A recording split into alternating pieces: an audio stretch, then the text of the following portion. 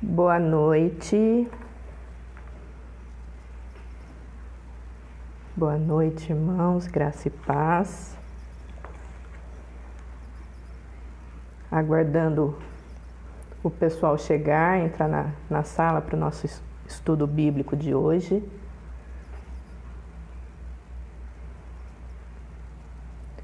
Boa noite, meus queridos que estão entrando. Eu falei, eu não tenho a mesma habilidade que o pastor para conseguir ver quem entrou certinho e cumprimentar cada um.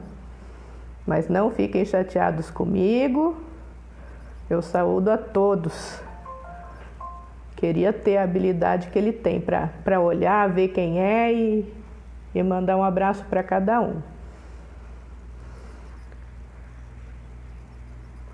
Vamos começar, meus queridos? Vamos começar fazendo uma oração, pedindo para que Deus nos abençoe, para que Ele abençoe o nosso estudo, para que Ele fale ao nosso coração.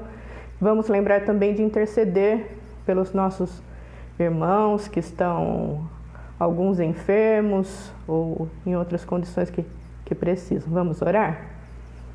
Nós te agradecemos, ó Deus, por mais esse dia. Te agradecemos, ó Pai, pelo cuidado que o Senhor tem conosco, com nossas vidas. Te agradecemos, ó Pai, pela chuva que tem caído, mas sabemos, ó Deus, que as tempestades têm vindo bastante forte, então suplicamos, ó Pai, por aquelas pessoas que não têm um abrigo, um teto para morar, que o Senhor traga conforto para eles, traga proteção também a essas pessoas, ó Deus. Lembramos também de orar pelos enfermos, nossos irmãos que se encontram debilitados. Lembramos o nome da nossa irmã Edivalda, que foi acometida pela Covid. Que o Senhor esteja cuidando da saúde da nossa irmã, trazendo calma ao seu coração, ao coração dos familiares, dando sabedoria e entendimento aos médicos que estão cuidando dessa nossa irmã. E que a saúde dela venha a ser restabelecida o mais breve possível. Lembramos de orar também pelo nosso irmão Jeconias, nosso irmão Turíbio, que também, ó Pai, necessitam de cuidados, que o Senhor esteja dando forças a eles para passarem por esses momentos, ó Deus. Em especial agora, te pedimos por esse momento de estudo bíblico, onde vamos abrir a Tua Palavra para aprendermos mais a respeito daquilo que o Senhor deixou registrado para nós, para que pudéssemos conhecer mais de Ti, para que pudéssemos ter acesso, ó Pai, ao plano maravilhoso redentor que o Senhor traçou para nós. Fala, ó Deus, ao coração de cada um que vai ouvir esta mensagem, assim como o Senhor já falou também ao meu coração. Usa-me, ó Pai, como instrumento Teu, e que vidas possam ser tocadas, e que o Senhor mova a Sua igreja, ó Pai, no sentido de ser uma igreja que faz missões. Faz de cada um de nós, ó Deus, um missionário, como temos aprendido no estudo do livro de Atos. Ajuda-nos, ó Deus, a cumprir a nossa missão como igreja. Em nome de Jesus que eu oro, agradecida. Amém. Meus irmãos, nós vamos continuar o estudo da semana passada, né? Hoje o título é Evangelização e Plantação de Igrejas. Na semana passada, nós começamos a primeira viagem missionária de Paulo e Barnabé, né? Nós vimos que eles saíram lá de Antioquia, passaram por Chipre, chegaram ali na região da Galácia. Né? Na Galácia, eles subiram até a Antioquia da Pisídia. Foi a última cidade por onde eles passaram que nós vimos semana passada. E se os irmãos se lembram, né, bem no finalzinho vem uma perseguição por parte de alguns judeus que não creram, né, no Evangelho, não creram que Jesus Cristo é o Messias. Então esses judeus começaram uma perseguição a Paulo e Barnabé, e eles então saem de lá e vão parar em Icônio. E é aí que começa a nossa lição de hoje. Lembrando que o foco do nosso estudo, então, é trabalhar a questão de sermos missionários. É como começou. Esse seria o primeiro movimento bíblico do cristianismo missionário em se tratando de missões transculturais, ou seja, o evangelho estava saindo ali de Jerusalém, estava saindo da Judéia e começou a alcançar os gentios. Lembrando que gentil é todo aquele que não é judeu, certo? Então, Icônio, hoje chama, a cidade de Icônio hoje chama Konia, fica na Turquia, tá? Fica a 145 quilômetros da Antioquia da Pisídia. Então eles saíram e andaram 150 quilômetros para chegar aí até a cidade de Icônio. E em Icônio eles foram direto, né, Paulo e Barnabé foram direto para a sinagoga e começaram a pregar o evangelho, que é exatamente o que eles faziam. E eu queria ressaltar com os irmãos 3 detalhes de como aconteceu essa ida deles para Icônio. Primeiro, é o local que eles escolheram para começar a pregação. Vejam que o início dela acontece na sinagoga judaica. A gente vê isso logo no capítulo 1, no versículo 1 do capítulo 14 de Atos, que é o capítulo que nós vamos estudar hoje. Diz assim, em Icônio, Paulo e Barnabé entraram juntos na sinagoga judaica e falaram de tal modo que veio a crer grande multidão, tanto de judeus como de gregos. Então o local para eles era estratégico, porque qual é a ideia deles? Nós temos que lembrar sempre que Paulo ele é o apóstolo dos gentios.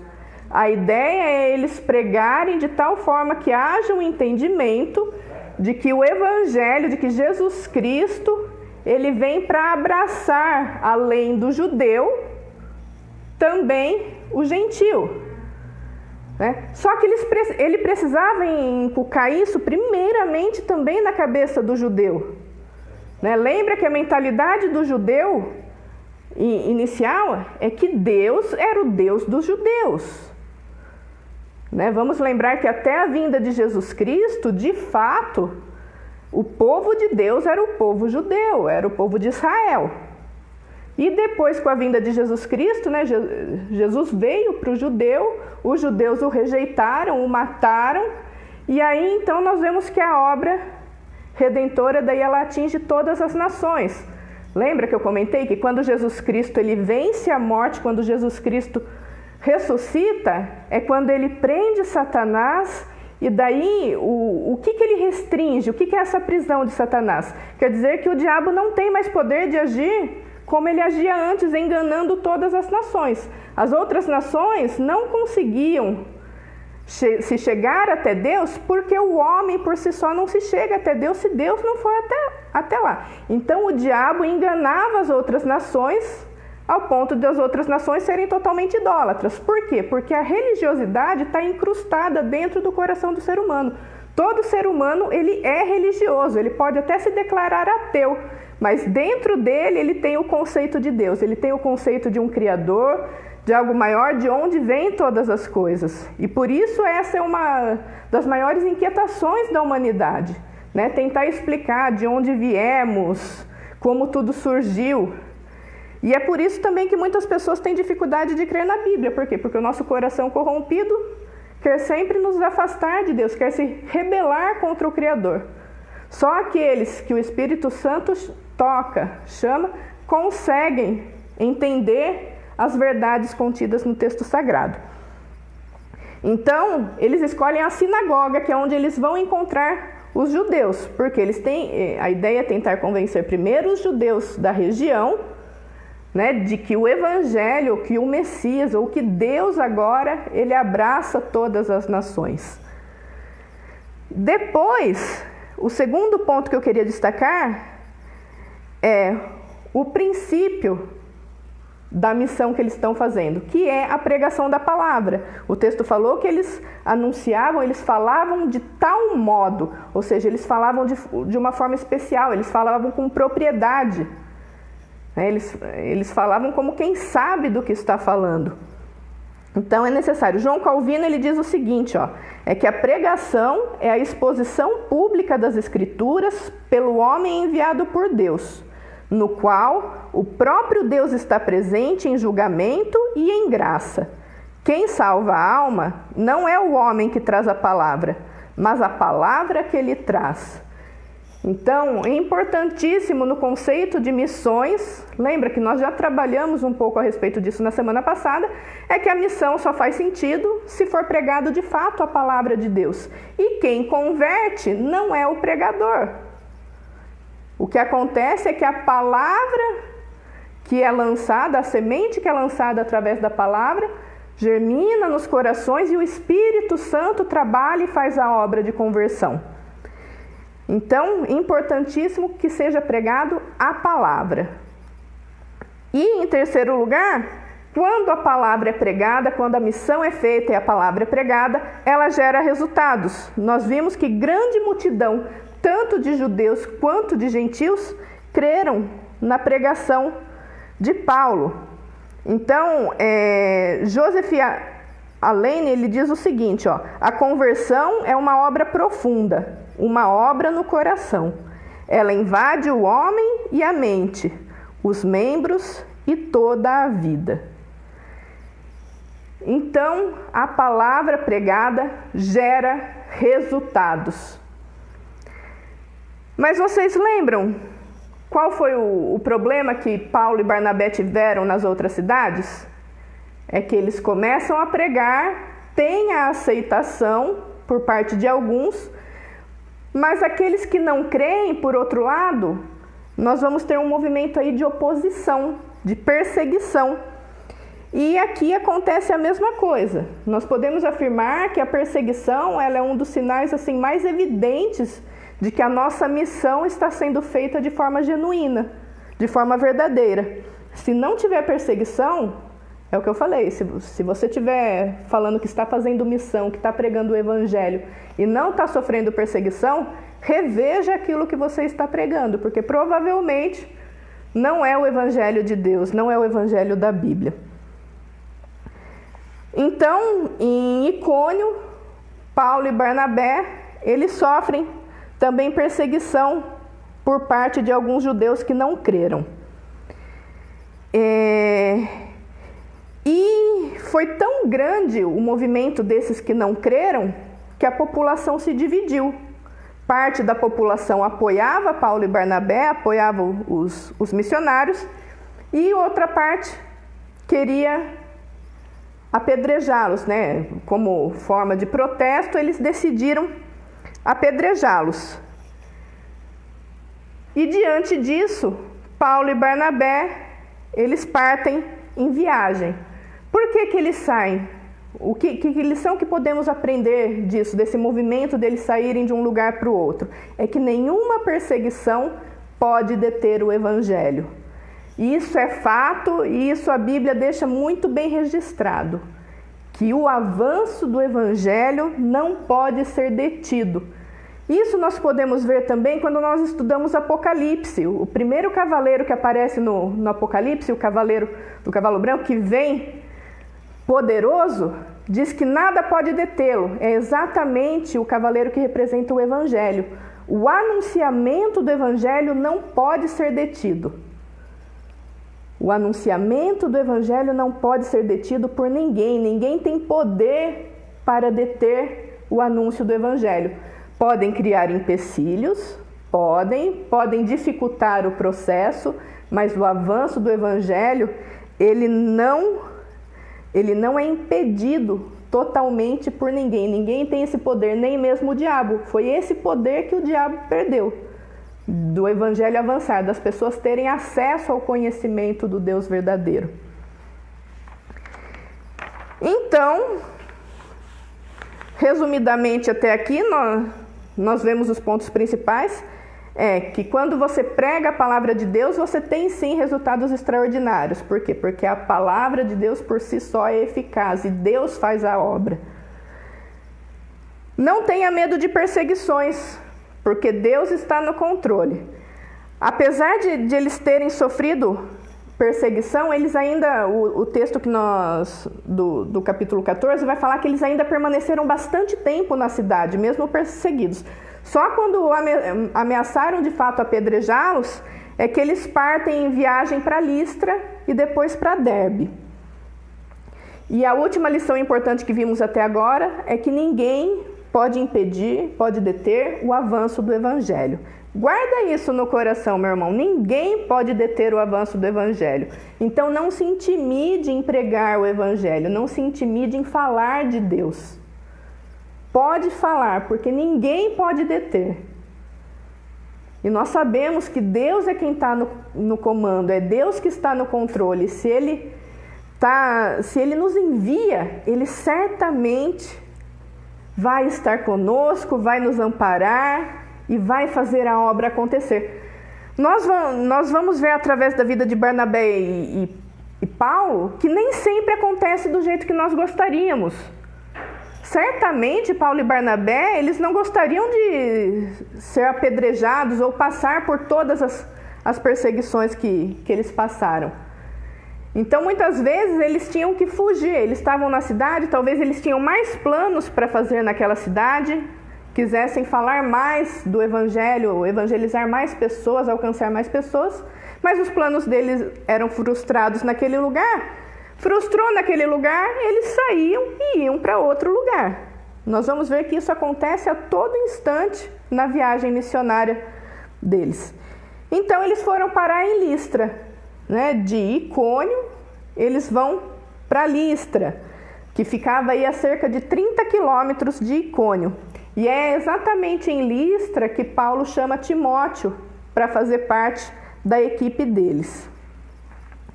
Em Listra tem um acontecimento bastante interessante que vai ser narrado aí a partir do versículo 8 do capítulo 14 que nós estamos estudando. Nós vamos ver um milagre. Eles entram na cidade de Listra e começam a anunciar. Nós vamos ver que sempre o movimento deles, onde quer que eles cheguem, a primeira coisa que vai registrar a Bíblia é: e anunciavam o Evangelho, e proclamavam o Evangelho. Não tem uma cidade que a gente chega aqui e começa a estudar que não fala que eles entraram na cidade e não foram anunciar. Eles chegam e já vão anunciando o Evangelho, já vão pregando o Evangelho. Em Listra tinha um homem que era paralítico de nascença e ele ficava sentado ali ao longo da cidade. E Paulo e Barnabé estavam anunciando, estavam pregando, e Paulo reparou que este homem, né, que era paralítico, ele prestava bastante atenção no que ele estava falando. E Paulo percebeu a fé desse homem. E daí Paulo vai e fala para esse homem: ó, fica em pé, levanta. E esse homem, que era paralítico, levanta e consegue começar a andar. O milagre é realizado. Primeiro, nós temos que entender que havia necessidade do milagre. O homem, de fato, né, tinha uma deficiência física. Era para ele conseguir andar, só se acontecesse um milagre. A medicina não tinha nenhum recurso na época para que ele pudesse andar. Seria só através de um milagre mesmo. Segundo, né, então existia a necessidade do milagre e Paulo viu o pré-requisito mais importante para que o milagre acontecesse. E qual era esse pré-requisito? A fé. Para o milagre acontecer, tem que haver fé. E ele viu, né, que aquele homem, aquele paralítico, teve fé naquilo que ele ouviu. Então, aí a gente começa a ter uma sequência, né? Então, nós temos a pregação da palavra, e daí a palavra ouvida gera fé. E a fé trouxe cura. A fé produziu o milagre. E, por último, dentro desse cenário, nós vemos a realidade do milagre, porque o milagre, ele aconteceu na frente de uma multidão.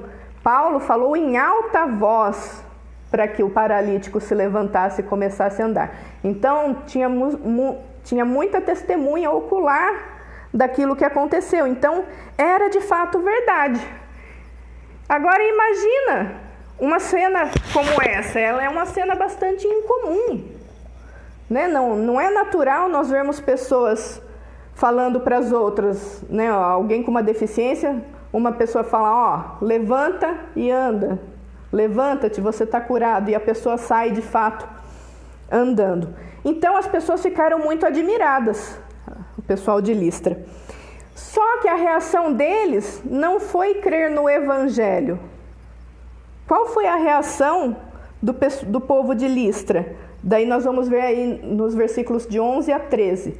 O registro que está lá é que começaram a falar que Paulo e Barnabé eram deuses, né? Eram deuses em forma de homens.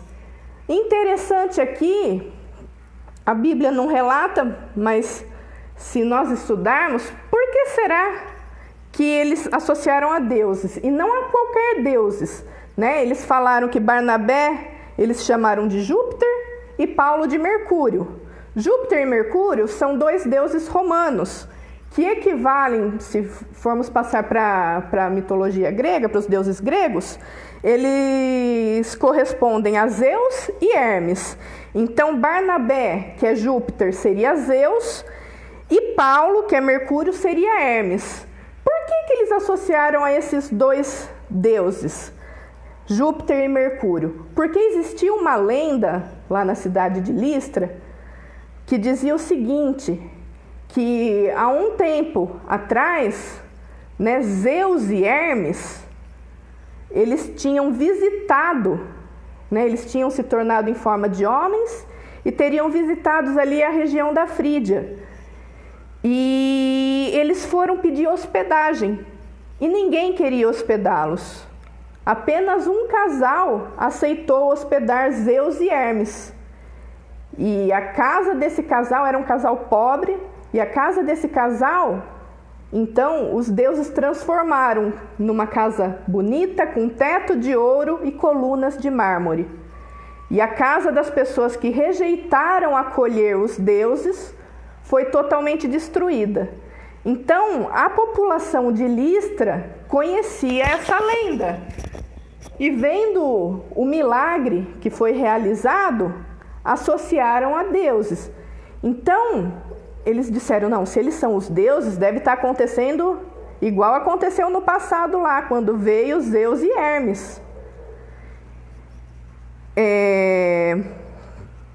Vamos fazer o seguinte, e porque Barnabé e Paulo ainda apresentavam características semelhantes. Por que Paulo virou Mercúrio e Barnabé Júpiter?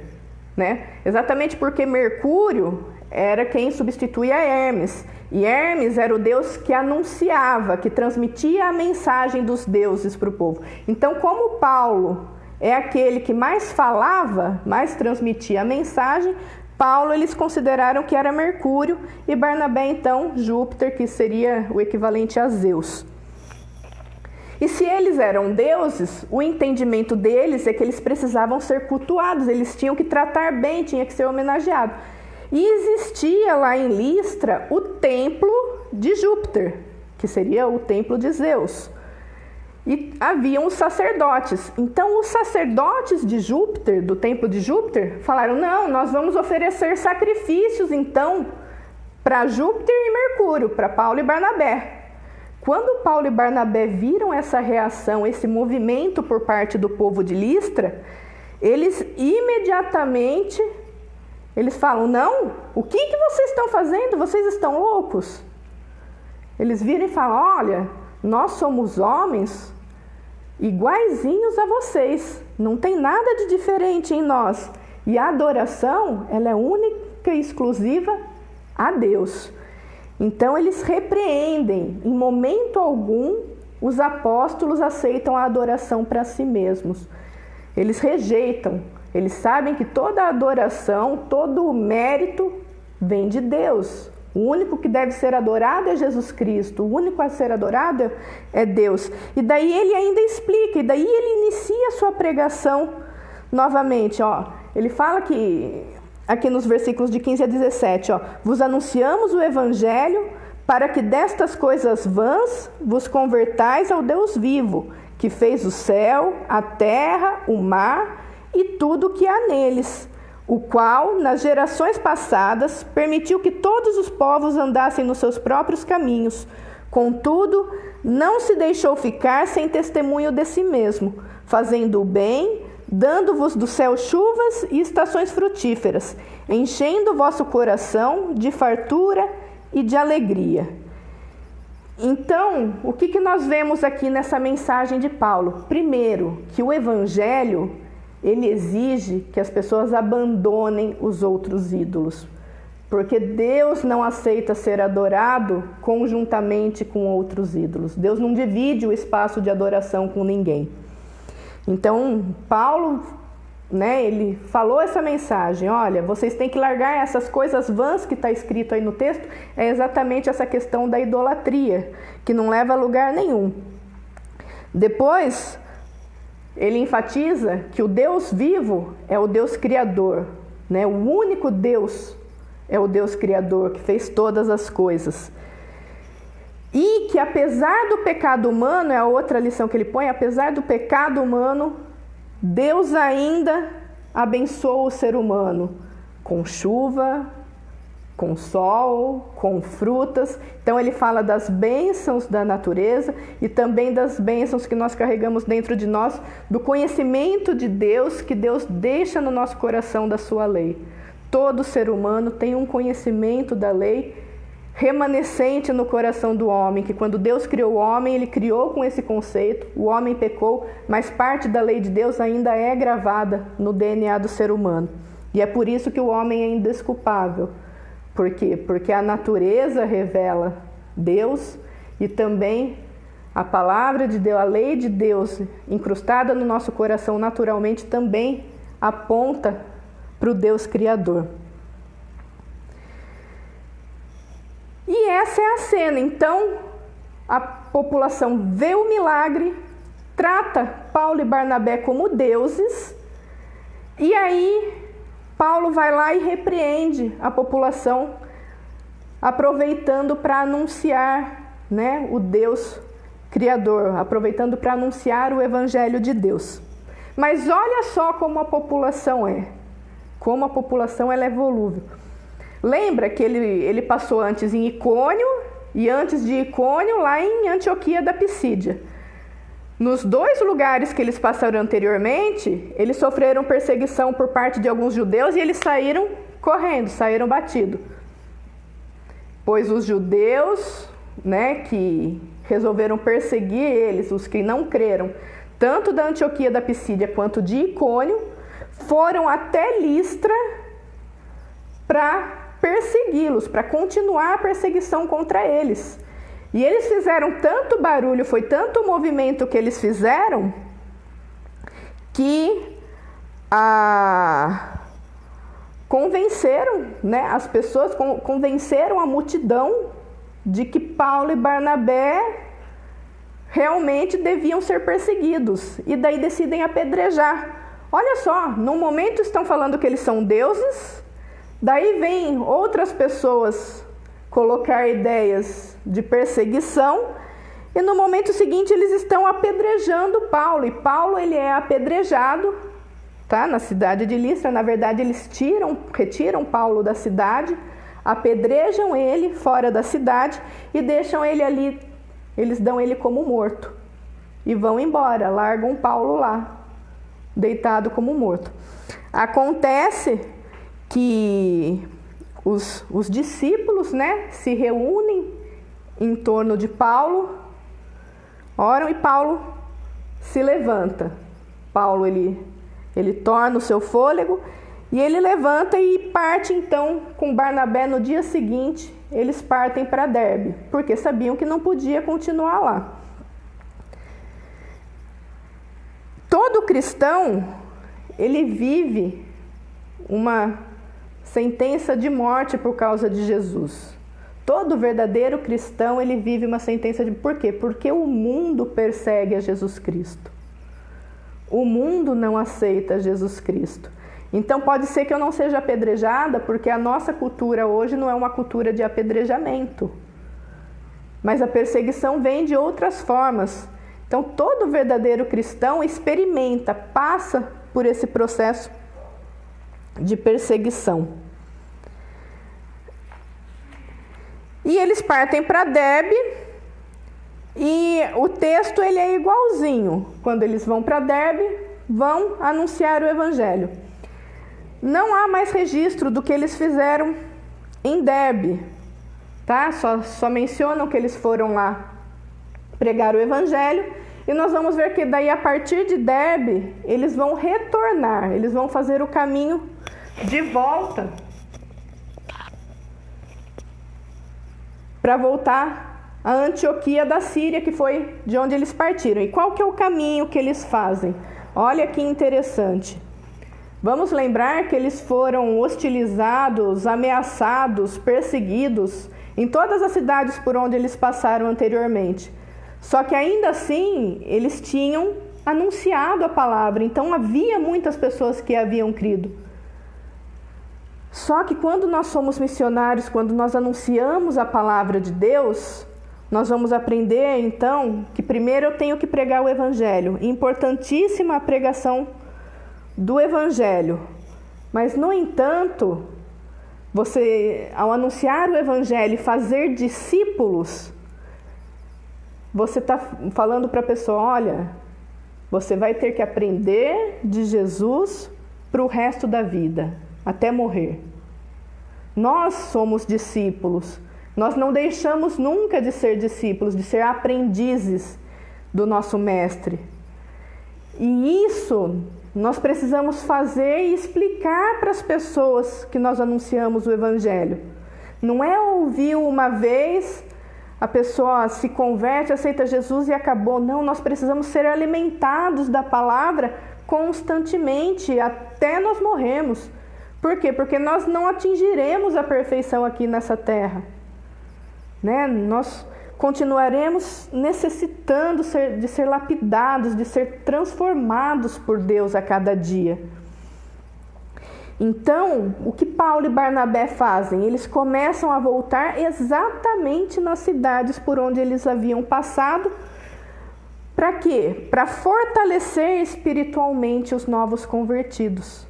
Então, eles lançaram a semente, deixaram a palavra e eles tiveram que sair correndo.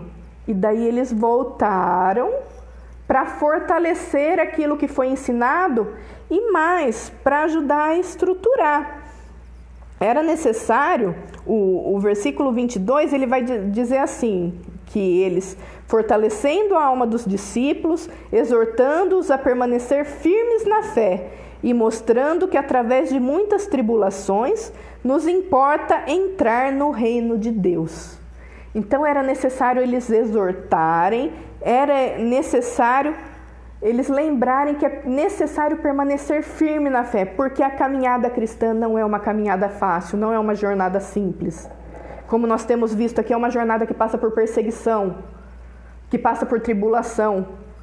Mas é importante, o que nos importa é entrar no reino de Deus, é permanecer firmes, porque nós sabemos que a nossa recompensa é eterna, a nossa recompensa vem lá na frente. Talvez aqui nós vamos sofrer, passar por muita tribulação, muita perseguição, muita gente vai virar as costas para nós, mas nós sabemos que a nossa recompensa ela é eterna e ela é certa, ela é garantida. Então, Paulo e Barnabé voltaram para as mesmas cidades. Eles passaram em Listra de volta, em Icônio e Antioquia da Pisídia. Então, primeira mensagem é: permaneçam firmes, Fiquem firmes na fé, não desanimem. Mas aí também era necessário um pouco de conhecimento para se estruturar. Então, o outro movimento que eles estavam fazendo agora, Paulo e Barnabé, é plantando as igrejas nos locais. Então, eles começaram a criar uma liderança em cada lugar para a igreja. Então, nós vamos ver no texto que eles promoviam a eleição dos presbíteros, a eleição de um conselho, para que esse conselho pudesse levar adiante o trabalho de uma comunidade local. Porque como acontece a evangelização, a ação missionária? Você atinge indivíduos, né? Isolados, cada um ouve individualmente a palavra. O Espírito faz a obra individualmente em cada coração. E daí as pessoas se reúnem em comunidade. Por quê? A importância da comunidade? Primeiro, a comunhão e o fortalecimento, a edificação uns dos outros. O crescimento como corpo de Cristo é necessário. E é exatamente isso que Paulo e Barnabé fazem quando eles estão retornando. Então, eles já tinham lançado a palavra já estava frutificando no coração de muitas pessoas, e aí eles foram lá para ensinar como eles deveriam se reunir, como eles deveriam se estruturar. E isso, irmãos, é o que nós temos que fazer também enquanto igreja. Isso é um chamado para a nossa igreja. Uma vez que somos todos missionários, a igreja ela tem que avançar, ela tem que trabalhar para atingir novas pessoas, mas para plantar novas igrejas, para plantar novas comunidades.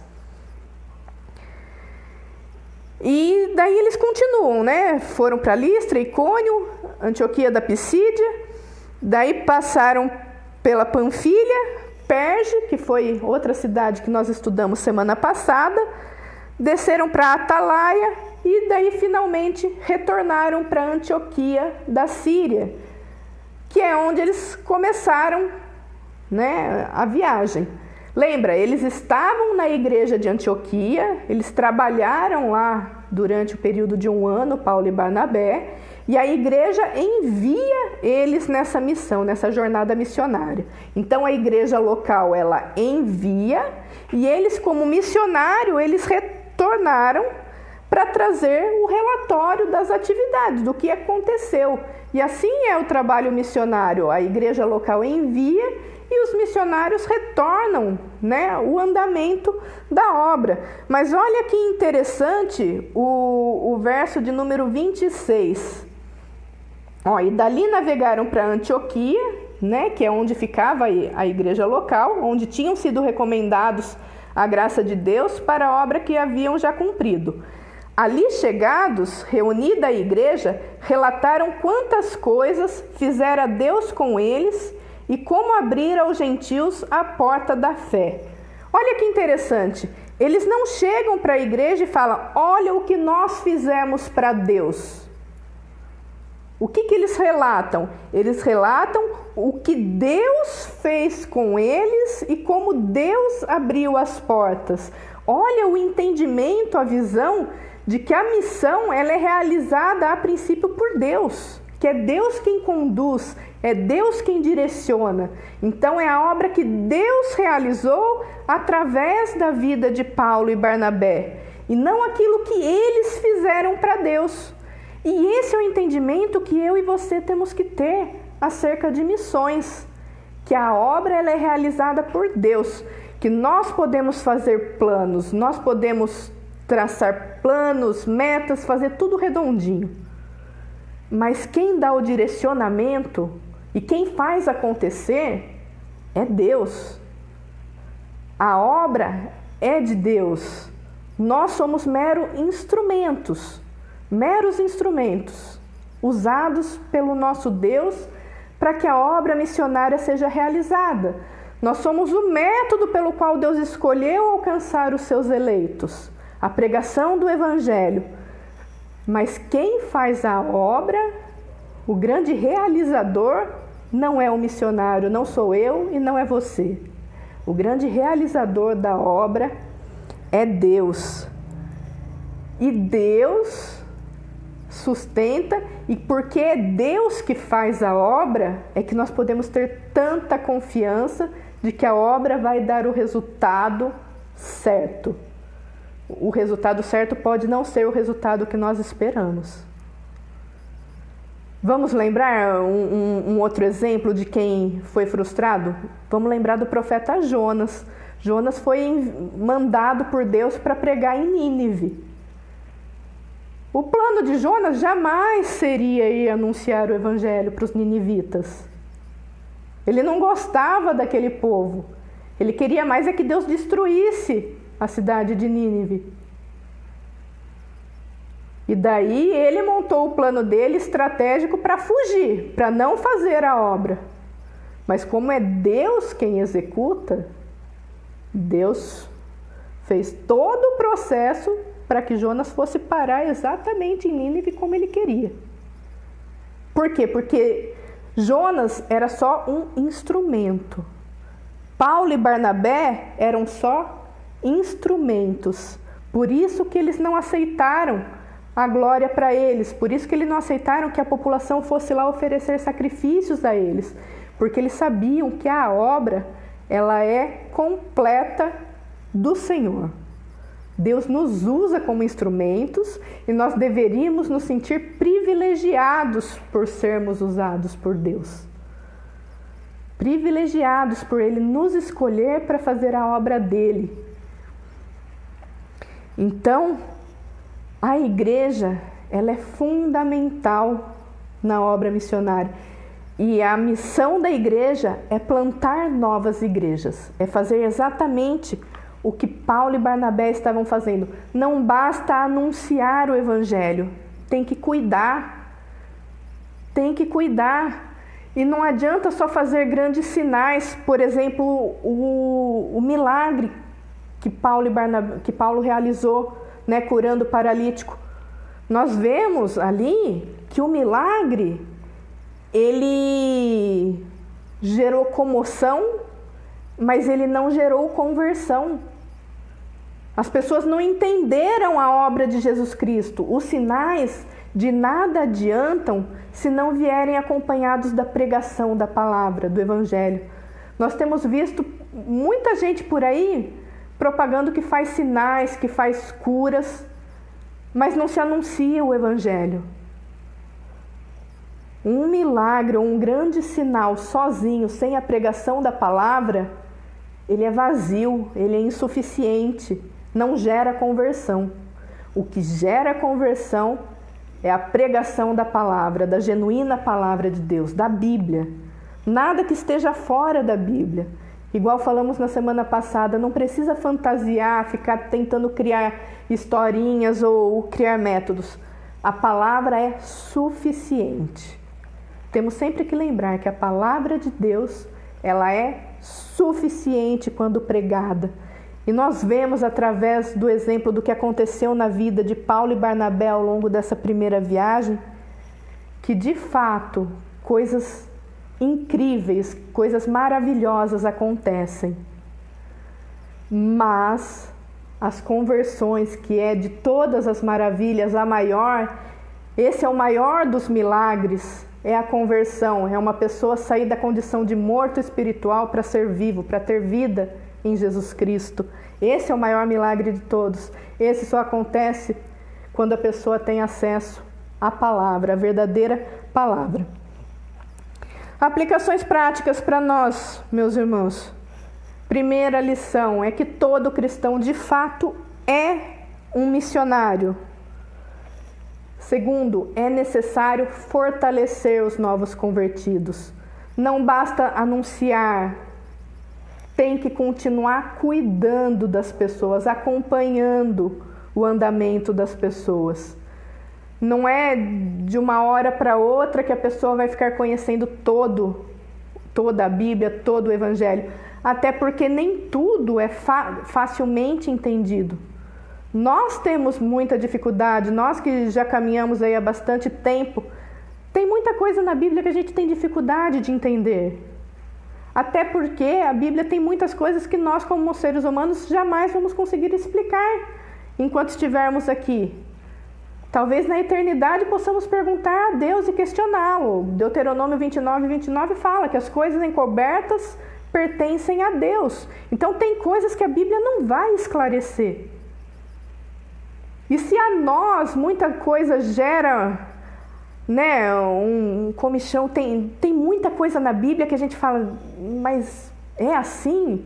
E a gente crê porque a gente crê que a Bíblia é a palavra de Deus, se está escrito é verdade, porque o nosso Deus é verdadeiro, o nosso Deus é fiel.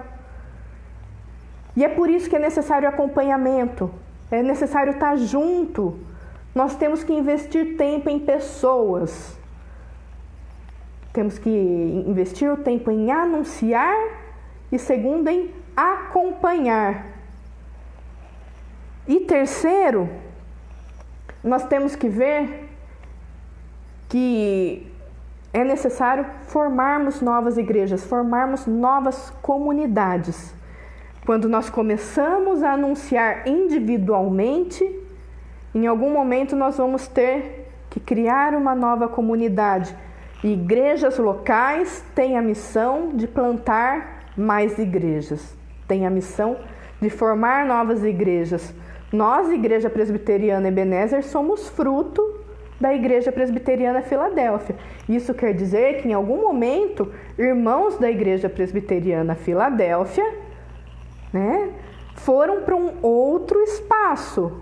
E dentro desse espaço eram poucas famílias que tinham se mudado para um bairro distante. Começaram a fazer o trabalho foi crescendo, a palavra foi sendo anunciada, o número foi aumentando e aí formou-se a comunidade. Somos hoje uma igreja formada. E hoje a nossa missão é nós começarmos trabalhos como que foi feito quando surgiu a Ebenezer. É procurarmos onde tem uma brecha, onde que o Evangelho ainda não chegou, onde há necessidade do Evangelho chegar. E nós temos que fazer isso começando a espalhar com os nossos próximos, a anunciar a palavra àqueles que estão perto de nós. E Deus dará a sua bênção a você quando falar do Evangelho aos outros. Você pode ter certeza que se você proclamar o Evangelho, quando você voltar na sua igreja para contar o seu relatório, você vai ter uma bênção para contar para os seus irmãos, para os seus líderes, para o seu pastor. Concluindo, meus irmãos, a primeira viagem missionária de Paulo e Barnabé, ela durou aí aproximadamente 1 ano. Tá? Então toda essa viagem que eles percorreram aí, em Chipre, lá, região da Galácia, e depois voltaram para Antioquia, durou mais ou menos 1 ano. Nesse período, igrejas foram plantadas em cidades estratégicas e os cristãos dessas igrejas foram então desafiados a levar o Evangelho, a proclamar o Evangelho para lugares mais distantes. Então as cidades que eles foram, não sei se os irmãos lembram, mas normalmente eu comento que a cidade ela era mais movimentada, era a capital do local, era onde tinha muito comércio, porque era um local estratégico onde passava muita gente. Sempre cidades onde tem muitas pessoas. Hoje em dia a gente fala que é aglomeração, né? Então onde tinha aglomeração, eles estavam lá. Para quê? Para plantar lá e para aqueles dessas grandes regiões, dessas regiões principais. Daí, esses irmãos que foram plantados, por Paulo e Barnabé, eles mesmos se tornarem missionários e espalhar para as regiões mais distantes. Agora, para pensar, meus irmãos, eles fizeram tudo isso sem ter avião, sem ter carro, sem ter todos os recursos que nós temos hoje em dia. E a palavra do Senhor se espalhou por toda aquela região. Lembra, o anúncio do Evangelho não pode ser detido.